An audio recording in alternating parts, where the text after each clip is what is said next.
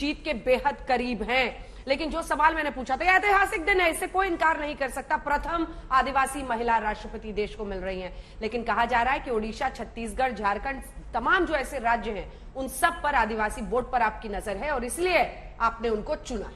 देखिए अंजना जी, जिस क्षण में हम लोग हैं, जिसकी गवाही हम दे रहे हैं, मुझे लगता है इस ऐतिहासिक क्षण को अगर हम इस प्रकार से वोट बैंक की राजनीति से देखेंगे, ये पहली बार है कि रिक्लेमेशन ऑफ रिपब्लिक हुआ है। परिवारवाद से हटकर आज परफॉर्मेंस के आधार पर, और हाँ, प्रतिनिधित्व भी लोकतंत्र में महत्वपूर्ण होता है, परंतु परफॉर्मेंस हैज रिप्लेस्ड परिवारवाद। चाहे वो पद्म अवार्ड्स हो, चाहे वो एक चाय वाले की पृष्ठभूमि से आने वाला प्रधानमंत्री हो जो सबसे ऊंचे संवैधानिक ओहदे पर, एग्जीक्यूटिव ओहदे पर बैठता है, या चाहे वो एक गरीब पृष्ठभूमि, सामाजिक आर्थिक चुनौतियों का सामना करते हुए एक द्रौपदी मुर्मू जी जैसी एक व्यक्ति हो जिन्होंने व्यक्तिगत चुनौतियों को भी लांग कर, जिस प्रकार से वो 2 बार विधायक रही, वो सबसे बेस्ट विधायक रही, नीलकंठ अवार्ड मिला उनको। क्या वो प्रतिनिधित्व के तौर पर था या परफॉर्मेंस के आधार पर था? वो एक मंत्री बनी, मंत्री के रूप में जिस प्रकार से उन्होंने देश के लिए सेवा की, प्रदेश के लिए सेवा की, 1 भी रुपए का आरोप उन पर नहीं लगा। उसके बावजूद एक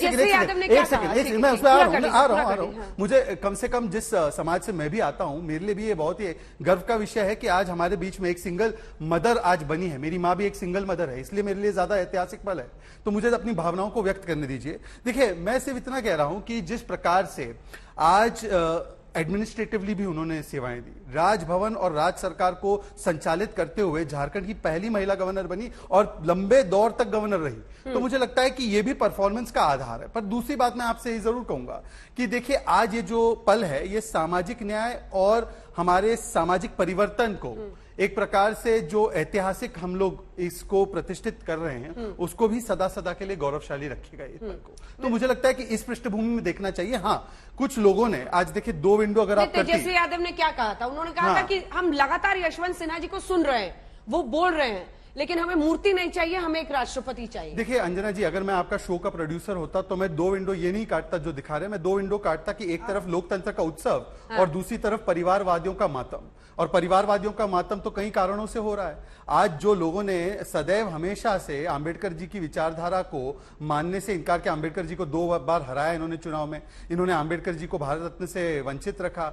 आज तेजस्वी यादव, मैं ज्यादा नहीं बोलना चाहता, वो अपनी स्पीच तो देखे बिना नहीं बोल सकते हैं, और बोलते भी हैं तो किस प्रकार से बोलते हैं। वो आदिवासी समाज का अपमान करते हैं ये कहकर कि एक आदिवासी समाज की महिला अगर उस पद पर बैठेंगी तो वो मूर्ति बन जाएंगी। और कांग्रेस ने भी कौन सी कमी छोड़ी, ये भी तो परिवारवाद को ही तो ये एक प्रकार से अलंकृत करते हैं। इनके अजय कुमार ने कहा कि ये जो है ईवल विचारधारा वाली है।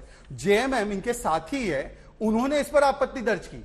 उन्होंने कहा, ये देखिए, ये जेएमएम के विधायक है 7 बार के, उन्होंने कहा कि हम इस बयान का खंडन करते हैं, हम इसके विरोध में, और जेएमएम ने हमें सपोर्ट भी किया, द्रौपदी मुर्मू जी को सपोर्ट भी किया। तो जो परिवारवाद जिनका केवल एक उनका अलंकार परिवारवाद होता है, परिवार तंत्र होता है, वो लोकतंत्र के खिलाफ इस प्रकार के अपमान। रागिनी जी, अब दोनों बिंदुओं का जवाब दीजिएगा कि एक तो वो कह रहे हैं कि टीएमसी से लेकर कांग्रेस सब आदिवासी विरोधी हैं, आप लोग सिर्फ उनके साथ नाच लेते हैं, लेकिन जब उनको सशक्तिकरण का वक्त आता है तो हाथ खींच लेते हैं। दूसरा सवाल, क्या विपक्ष जो लामबंदी कर रहा था यशवंत सिन्हा को आगे करके, उसमें आप पूरी तरह से फ्लॉप हो गए? बड़े बड़े दिग्गज, जेएमएम, शिवसेना, सब फिसल गए। अंजना जी, सबसे पहले तो जैसा कि आपने कहा कि आज एक बड़ा दिन है, एक ऐतिहासिक लम्हा है, तो सबसे पहले मैं द्रौपदी मुर्मू जी को बधाई देना चाहती हूँ, हार्दिक शुभकामनाएं देना चाहती हूँ।